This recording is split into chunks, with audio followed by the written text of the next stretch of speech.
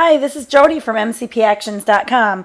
Today in my Watch Me Work segment, I'm going to be showing you a little bit more about touch of light, touch of darkness.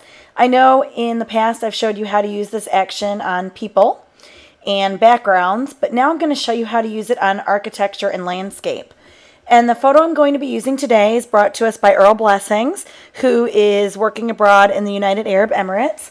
And he and I have been working on some Photoshop training together. So this is one of the photos that we were working on. And it's a nice photo of architecture, but it lacks a lot of depth. It's very flat looking.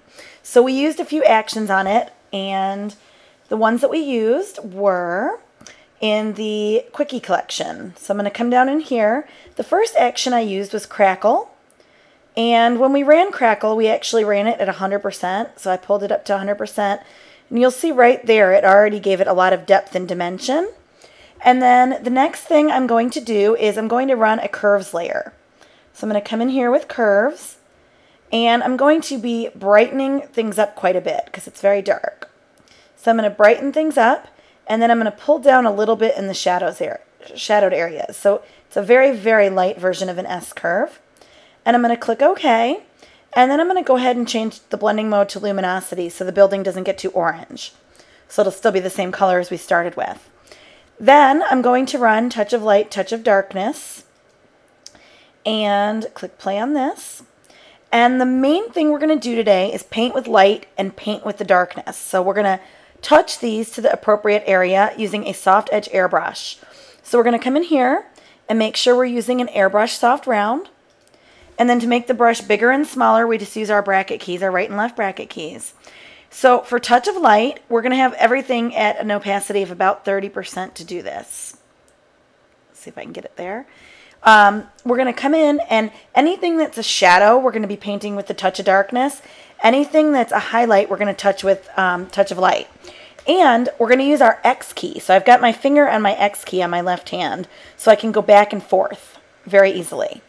So we're going to go ahead first with touch of light, and we can come in here, make this a little bit bigger, and paint on the front of this building right here and right here. And then we can come in here and paint in here because that's all light. And the next light spot is on this side. You'll notice that the shadows and highlights fall opposite on this building. So we're going to come in here and paint with light here, and then light on the opposite side here. And again, over here, we're going to be painting with light, coming down here, here, here, here, and here. Okay, and then maybe back here we'll fill that in with light to give it some more depth as well. Now with the darkness layer, we're going to be doing the same thing, but just on the opposite panels. So we're going to come in here, paint with darkness. And over here, we'll kind of blend that in right here. And I'm going to make my brush smaller and then paint over here. And you'll see now this is starting to get some real depth and some real definition, which is very nice. I'm going to come in here with the dark.